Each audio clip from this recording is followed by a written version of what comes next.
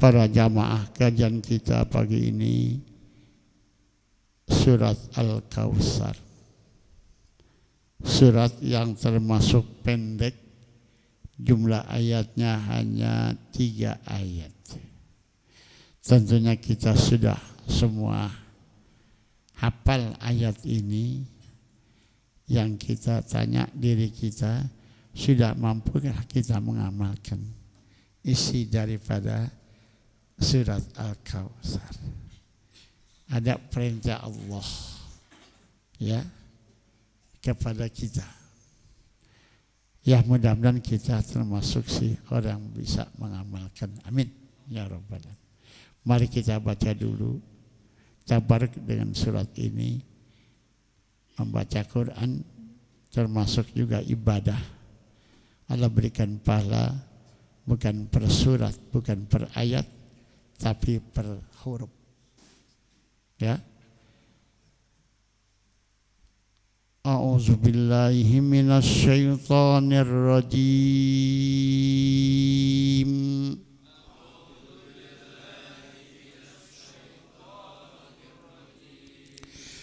Bismillahirrahmanirrahim.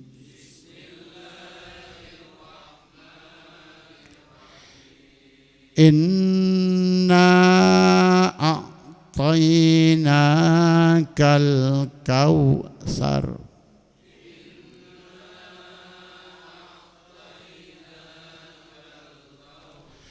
Fasalli li rabbika wanhar.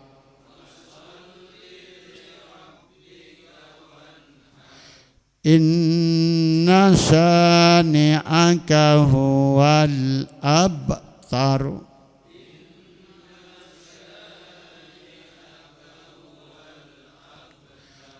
Sadaqallahul azim.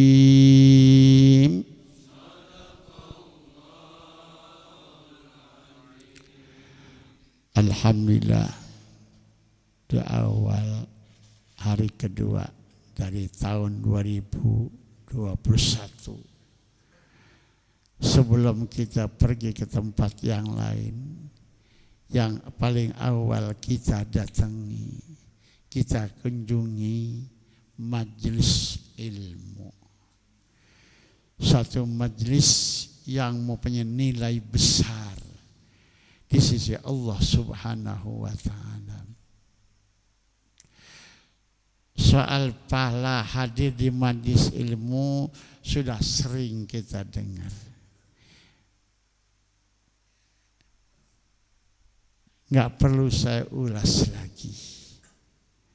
Di samping itu banyak keuntungan buat kehidupan kita di akhirat kita raih di awal hari ini. Yang merupakan amal soleh kita. Yang nanti dia akan menemani kita.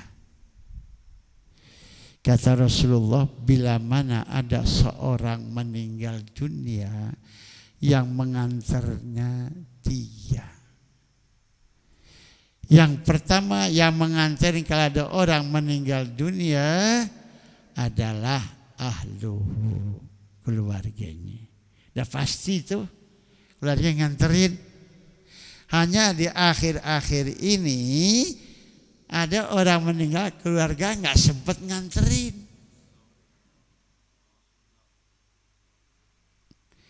Musibah Pak ya. Banyak nggak? Orang meninggal dunia keluarganya nggak bisa nganterin ke alam kubur. Nengok aja susah. Karena ada rasa takut dari diri manusia sehingga bikin aturan nggak boleh. Betul nggak ya? Ya Allah. Tapi kalau banyak yang datang takziah, yang meninggal kan beruntung besar Pak. Betul nggak?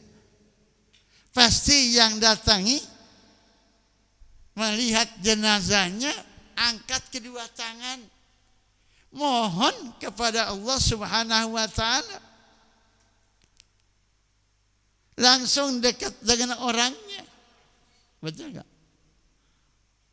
Di samping menghibur keluarga yang ditinggalkannya. Ya. Masya Allah. Bisa dia ikut menyolati. Bila mana ada orang meninggal, yang menyolatkan diberikan pahala oleh Allah, kata Rasul, 1 qirat. 1 qirat itu digambarkan oleh Nabi besarnya seperti gunung Uhud. Bapak-bapak yang pernah ke Madinah pernah lihat ya, Jabal Uhud ya, kira-kira kecil segede itu ya. Ya Allah. Kalau bisa dilanjutkan mengantarnya, bukan sekedar sholatnya, sampai ke tempat pemakaman, tambah lagi pahala. 1 qirat. Ya Pak, Masya Allah. Kita berdoa kepada Allah. Mudah ini tidak terpandang lagi dah. Kenapa? Masya Allah. Ya. Nah, kata Nabi, bila mana ada orang meninggal dunia, yang nganterin 3. Ahluhu wa maluhu wa amaluhu. Ya. Keluarga nganterin, anak, teman, ya, tetangga, banyak gak yang nganterin. Apalagi disiapin bus. Betul gak ya? Oh, sampai 1 kol mini, 2 kol mini. Betul gak? Bakal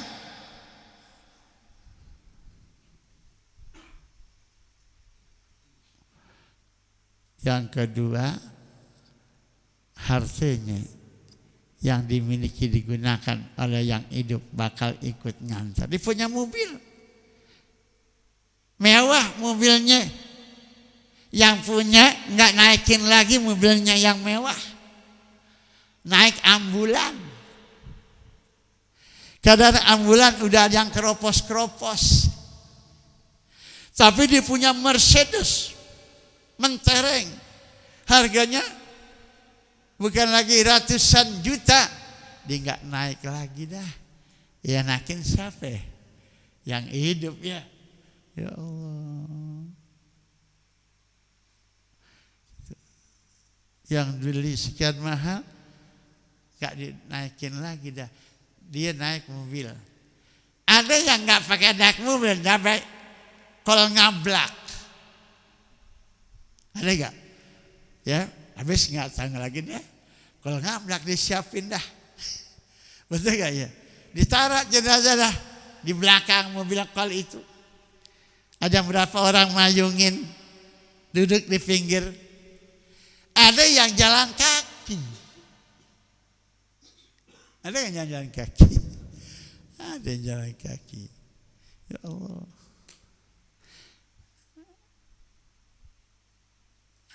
Kemudian ya kata Nabi, 2 kembali ke tempat semula, 1 bakal nemenin dia. Ya, fayarji'ani isnan, maka akan kembali 2 dari yang 3 itu ke tempat semula dah, ke rumahnya masing-masing. Kendaraannya dia pulang lagi ke rumahnya. Betul gak sih? Nah, wa yabqa wahidun, yang tinggal bersama dia 1, nggak ikut balik. Yang menjadi teman dia di alam kubur, di alam barzah. Sampai kapan? Sampai datangnya hari bangkit. Ya.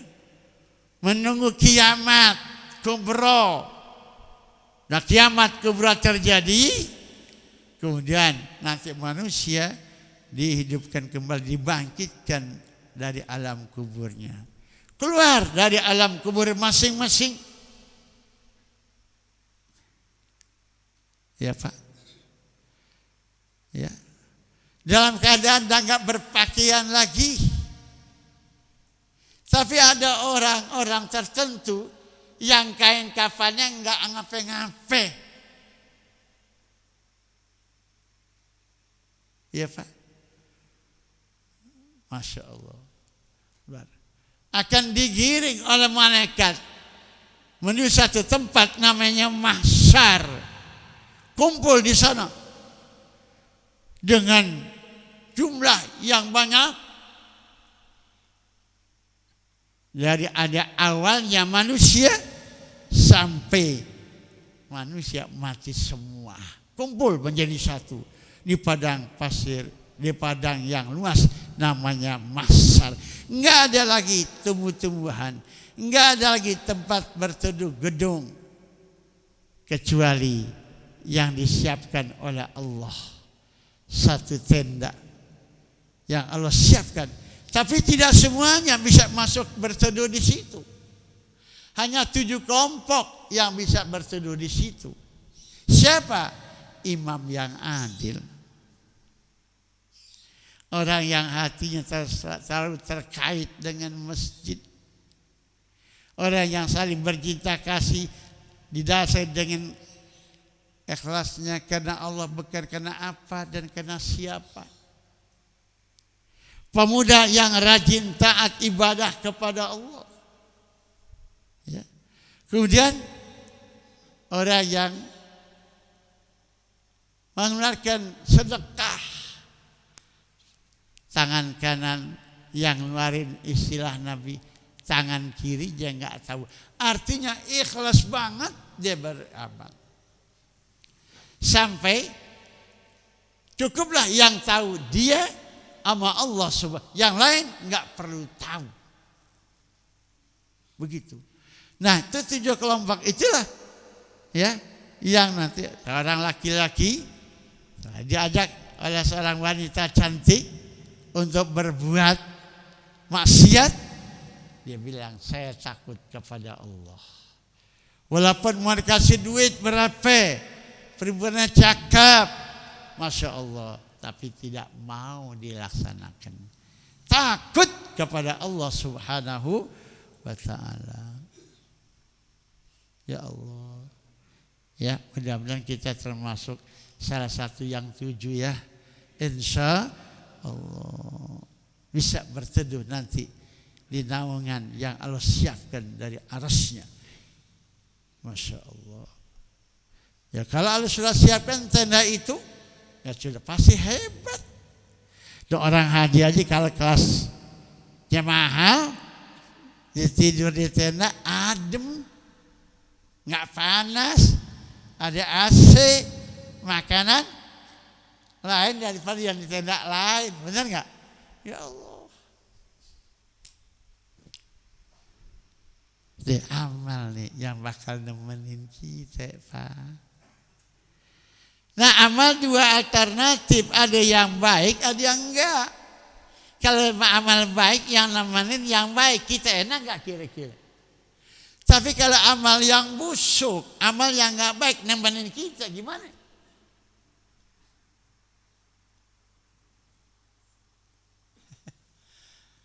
Coba gitu. Ya. Yang bakal nemenin amal kita sendiri. Ya, kalau amal kita memang baik-baik, berarti kita ditemani dengan yang baik-baik. Enak gak? Teman kita baik. Nah, kita sendirian kubur, yang nemenin enak banget ya. Baik-baik semua. Tapi kalau yang nemenin yang jahat-jahat, gimana kira-kira? Nih, amal yang bakal nemenin kita. Ya. Masya Allah. Makanya pandai-pandailah ngisi kehidupan ini dengan amal-amal yang baik. Apa saja sesuai dengan apa yang kita, udah pasti apa yang dianjurkan oleh agama itu bagus. Udah pasti yang dilarang oleh agama itu jelek. Kalau bagus akan membahagiakan kita. Tapi kalau jelek akan mengazab kita. Di amal kita yang bisa mengazab kita, yang bisa mengangkat martabat kita. Makanya pandai-pandailah beramal yang baik. Banyak amal baik. Pokoknya apapun yang diperintah oleh agama, yang sumbernya Al-Quran, hadis Nabi, udah pasti bagus. Kerjain sesuai dengan kemampuan. Walaupun perintah, tapi kita belum mampu, ya jangan dikerjain, jangan dipaksain. Contoh, haji. Bagus gak? Diperintah gak? Tapi kita belum punya duit, jangan paksain jual tanah. Rumah 30 meter, mau pergi haji. Ya, kalau 10 juta per meternya, berarti 30 meter berapa? Pergi haji berdua, kelas PIP, bukan ongkos haji biasa. Betul gak kira? Dia pulang dia bingung. Dia mau pulang tinggal mana nih? Jangan kalau benar ada kemampuan. Tapi kalau memang tanah kita luas, kita jual sedikit, bakal ongkos haji, yang lain masih ada. Ya enggak ada masalah, silakan. Atau kita ngutang, tambah beban. Walaupun bakal ibadah, ngutang dah, bakal ongkos. Gue mau pergi haji nih, ngutang ya 50 juta. Terpulang dia bingung, betul gak? La yukallifullahu nafsan illa. Allah tidak bebankan kepada seorang hambanya kalau hamba itu tidak mampu. Kita kerjakan semampu kita. Jangan kita punya kemampuan, pada kagak mampu. Allah tahu. Ya kan? Wah, sembahyang. Gue gak kuat sembahyang. Betul gak? Ya Allah tahu. Jadi kalau kita punya kemampuan, kita malas, alasannya gak mampu. Allah tahu dengan keadaan kita. Tapi kalau Allah nanti berikan musibah kepada kita bohongin Allah, betul nggak? Nah, akhirnya kita jadi nyaman. Berdoa. Ada satu surat dalam Quran namanya surat Al-Kautsar. Apa arti kata Al-Kautsar? Menurut tafsir Munir yang dijelaskan dan karang oleh Imam Nawawi, makna Kautsar ada dua. Yang pertama artinya al-khairun kasir, kebaikan yang amat banyak. Jadi kebaikan Allah berikan kepada kita banyak banget deh. Sehat. Ya. Alhamdulillah. Di antaranya umur. Betul enggak? Apa saja dah yang menekan kebaikan-kebaikan yang amat banyak Allah berikan, itu dikatakan Al-Kautsar. Ya, Allah jadikan kita sebagai hambanya manusia, ciptaannya yang paling indah dibanding dengan ciptaan-ciptaan yang lain. Laqad khalaqnal insana fi ahsani taqwim. Sungguh kami telah ciptakan manusia dalam bentuk yang paling indah.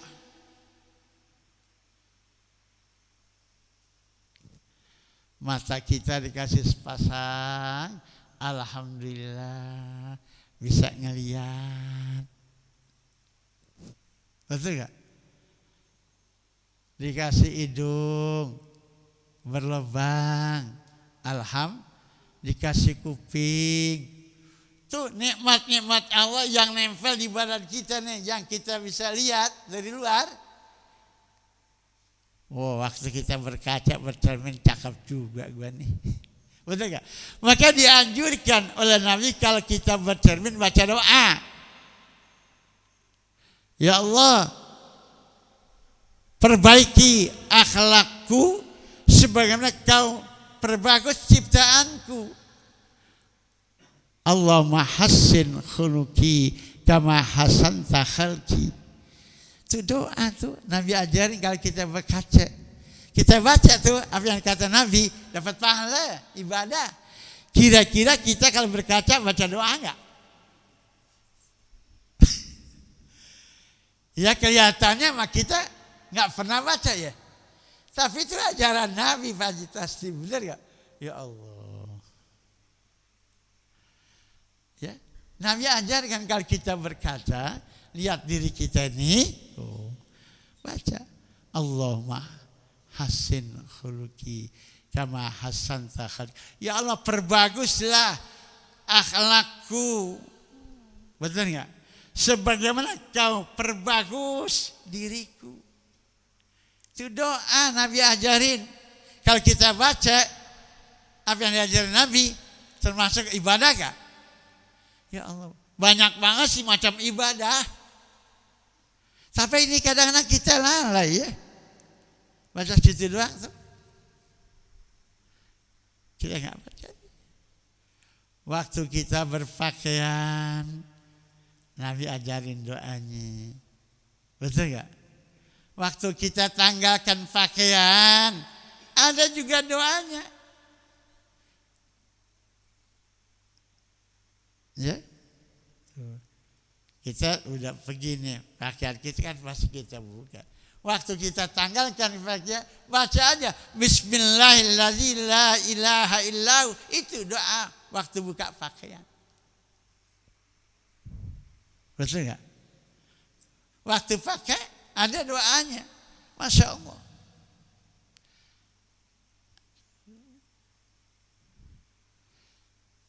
Nah yang kedua, ada Al-Kautsar, nama satu sungai yang diberikan oleh Allah di khusus kepada Nabi Muhammad nanti di surga. Ya, saya lihat di kitab Tafsir Munir digambarkan oleh Nabi pernah diperlihatkan surga oleh Allah. Kapan? Waktu beliau di Isra Mi'raj. Kan tujuan Allah mengisrakan Nabi, memi'rajkan Nabi untuk diperlihatkan di antara tanda-tanda kebesarannya. Di antara surga Nabi diperlihatkan. Ya. Sampai Nabi di saat ada di surga gesekan sendal Bilal Al-Habasyi, Nabi dengar. Setelah Nabi balik ke tempat semula, ketemu Bilal, Nabi tanya, "Hai Bilal, apa sih amalan kamu begitu hebat? Saya dengar nih gesekan sendal ente di saat aku ada di surga." Benar gak gitu? Ada kan keterangan begitu ya? Ya Allah. Jadi, ada satu sungai yang Allah berikan khusus kepada Nabi. Nah kita sebagai umatnya bisa minum dari sungai itu. Bahkan di dalam Quran ada 4 sungai dalam surga. Ada yang airnya jernih, bersih, bagus. Ada yang airnya madu. Ada yang mata airnya susu. Ada yang mata airnya khamar. Tapi tidak merusak, tidak mau seperti khamar di lain. Tuh saya siapkan Allah dalam surga. Ya. Nah ada lagi satu namanya Al-Kautsar yang Allah ciptakan buat Nabi kita Muhammad. Nah kita sebagai umatnya insya Allah bisa minum. Kata Nabi, Al-Kautsar itu sungai di sana yang pinggirannya kan di sini kan tanah kita lihat. Betul enggak? Terus sudah contohnya Kalimalang dah. Dulu kan asalnya tanah, sekarang karena banyak erosi, banyak gempur-gempur, dipagarin pakai apa? Batu kali. Nah sungai di situ yang namanya Kautsar nanti pinggirannya enggak tanah kelihatan tapi batu. Batunya terbuat daripada emas. Masya Allah, pinggirannya emas. Nah Allah yang maha kaya. Betul nggak? Yang kedua, kalau dia ada airnya nih, kan pasti ada batu-batu kecil tuh, batu kerikil kolar. Betul nggak? Dikali-kali kan gitu ya. Ya ada pasir, ada batu-batu kecil. Itu semuanya terbuat daripada mutiara. Batunya bukan batu kerikil yang seperti di dunia, tapi batunya punya harga mahal, mutiara. Kecil, tapi harganya luar biasa. Sampai Nabi diungkapkan oleh seorang penjaga Islam, Muhammadun bashar, la kal bashar, bal huwa kal yakuti bainal hajar. Nabi Muhammad adalah manusia, seperti kita juga manusia ya. Tapi dia diungkapkan kal yakut, seperti batu permata yang ada di tengah-tengah batu kerikil. Kecil batunya, harganya mahal. Batu kerikil, satu truk, orang berani taruh di luar. Bukan gak ada harganya, gak sama harganya. Masya Allah, begitu indahnya ya. Airnya kalau diminum katanya, oh lebih manis daripada madu. Lebih dingin daripada es. Ya Pak? Pak? Ya Allah. Airnya lebih putih, lebih manis, lebih putih daripada es. Ya Allah.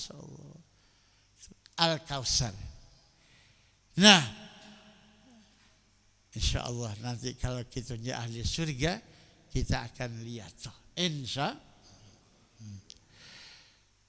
Surat Al-Kautsar ini termasuk golongan surat Makkiyah. Wa qad tahaddatsat an fadlillahil azim ala nabiyil karim bi ta'ihi al-khairil katsir wa ni'amil azimah fid dunya wal akhirah. Kata Ali Ustaz Sabuni dalam kitab tafsirnya, tafsir ya yang dikarang oleh Imam As-Sabuni, namanya Safwatut Tafasir. Surat Al-Kautsar ini menceritakan tentang kurnia Allah, tentang kebaikan Allah, tentang nikmat Allah yang Allah berikan secara khusus kepada siapa? Nabi kita Muhammad sallallahu alaihi wasallam. Nikmat yang besar. Di dunia diangkat menjadi rasul, menjadi nabi. Dan banyak kelebihan-kelebihan lain yang Allah berikan kepada Nabi Muhammad. Sebelum dia jadi nabi, banyak kejadian-kejadian yang aneh-aneh Allah berikan kepada Nabi. Yang istilah ilmu akidah namanya irhas. Nah, ada kejadian luar biasa, di luar kebiasaan terjadi pada seorang manusia sebelum diangkat jadi Nabi, itu namanya irhas. Contoh, Nabi sebelum diangkat menjadi Nabi masih pemuda, dagang ke negeri Syam. Mau dagang Siti Khadijah, usia 25 tahun. Betul gak? Dalam perjalanan Nabi dari Mekah sampai ke negeri Syam, Nabi gak pernah kepanasan. Padahal udaranya sangat panas. Kenapa? Nabi dipayungi oleh awan yang tebal. Jadi Nabi gak kepanasan. Padahal panasnya luar. Kenapa? Ini awan Muslimin. Nabi berhenti, awan berhenti. Nabi jalan, awan jalan. Itu kejadian aneh. Ya, itu namanya irhas. Keluar dari sela-sela Nabi air, bening. Ya, kenapa? Banyak sahabatnya dulu ya kehausan pengen minum di padang pasir, kan nyari air susah. Nabi bilang, hai kawan kan ada yang bawa cobek ya, panci ya. Nabi ada.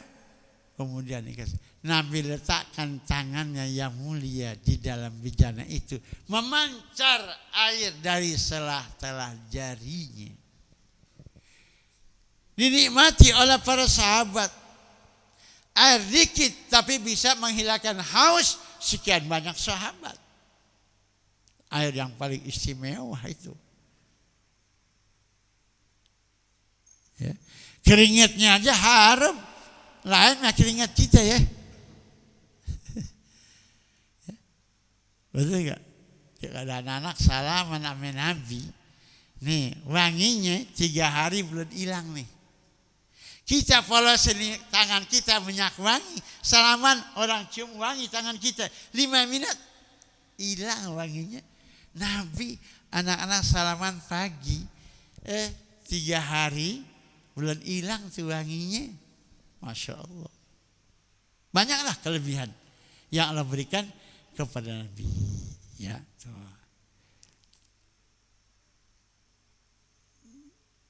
Terutama derajat nubuwah, nabat kerasulan. Walaupun datangnya paling belakang, tapi dia menjadi pemimpin semua nabi. Imamul Anbiya wal Nikmat. Jadi kedudukan ini bukan hanya di dunia, sampai ke akhirat. Nabi nanti yang punya peranan besar, bisa memberikan syafaat. Betul tak? Ini termasuk kebaikan yang Allah berikan kepada Nabi. Ya, jadi arti kata Al-Kautsar ada yang bilang kebaikan yang banyak. Ya. Nah, kita juga banyak Allah berikan kebaikan ya, banyak enggak? Banyak. Kena waktu jugalah nanti kita sambung, ya. Ini belum sebentar, ya. Jadi kalau kita mendapat nikmat, bagaimana seharusnya? Nabi diperintahkan fasholli sholat. Kenapa? Di dalam sholat ini ada 3 unsur syukur. Syukur bil lisan, syukur bil jinan, syukur bil abdan. Artinya syukur bisa ucapkan hamdalah, itu merupakan kalimat rasa syukur. Syukur melalui hati, diyakini bahwa ini datangnya dari Allah. Yang ketiga, nah, dengan perbuatan-perbuatan, nikmat itu digunakan untuk yang baik-baik. Betul enggak? Ya, ada yang baik-baik. Itu syukur bil arkan, melalui perbuatan. Ya, nyata. Tentunya perbuatan yang diridhoi oleh Allah. Nah, kalau begitu baru syukurlah orang itu dengan nikmat. Diucapkan dengan lidah, diyakini dengan hati, memang itu datang walaupun diterima dari orang lain, tapi karena Allah ketuk hatinya sehingga orang itu bawaannya ringan aja. Banyak. Ya kadang-kadang kita enggak sangka, kita enggak duga. Ada orang datang sore-sore bawain rezeki. Kita sih nggak minta sama dia. Dia pengen aja. Kenapa? Allah ketuk hatinya. No, lu punya duit tuh ya. Nah, kasih Ustaz Junaidi. Nggak banyak sih, 1 juta kan lumayan. Ada atau begitu. Kita minta enggak? Tahu enggak? No, ini Allah ketuk hatinya tuh orang. Bawaannya dia datang sendiri. Sampai kita lupa kamu dari mana. Benar enggak ya? Pernah saya ngajar di Jalan Padang, diingat karena punya anak, alhamdulillah sudah nikah, ya ada kelihatan, ada hasilnya, dia bersyukur. Bukan anak yang bersyukur, ibunya yang bersyukur. Betul enggak? Masya Allah, ya kan? Itu kita nggak sangka. Wallahu ta'ala a'lam bishawab.